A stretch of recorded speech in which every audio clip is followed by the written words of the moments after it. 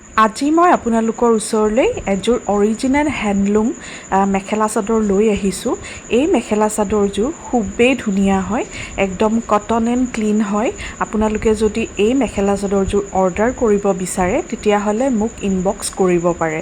আৰু মেখেলা চাদৰযোৰ ready to ৱেৰ হয়, আপুনি আৰু ইয়াত একো কাম কৰিব নালাগে, কিন্তু জুলুমটো যদি বটি ল'ব পাৰে তেতিয়াহ'লে আৰু খুবেই ভাল লাগিব। যিহেতু আমাৰ ফেষ্টিভ ছিজন আহি আছে, দুৰ্গা পূজা আহিল, কালী পূজা আহিছে, আমাৰ যিহেতু মই মঙলদৈত থাকোঁ, মঙলদৈত ৰাস আহি গ'ল, গতিকে ইমানখিনি ফেষ্টিভ আহি আছে যেতিয়া আমাকতো মেখেলা চাদৰৰ প্ৰয়োজন হ'বই। গতিকে আপোনালোকে যদি এই মেখেলা চাদৰযোৰ একদম এফৰ্ডেবল প্ৰাইজত ল'ব বিচাৰে তেতিয়াহ'লে মোক ইনবক্স কৰিব। আৰু এই মেখেলা চাদৰযোৰ পিন্ধিলে খুবেই ধুনীয়া লাগিব আপোনালোকক। যিহেতু কালাৰটো গ্ৰীণত আছে আৰু বেয়া লগা কোনো প্ৰশ্নই নুঠে, কাৰণ এতিয়া গ্ৰীণ কালাৰটো বহুত ট্ৰেণ্ডত চলি আছে আচলতে।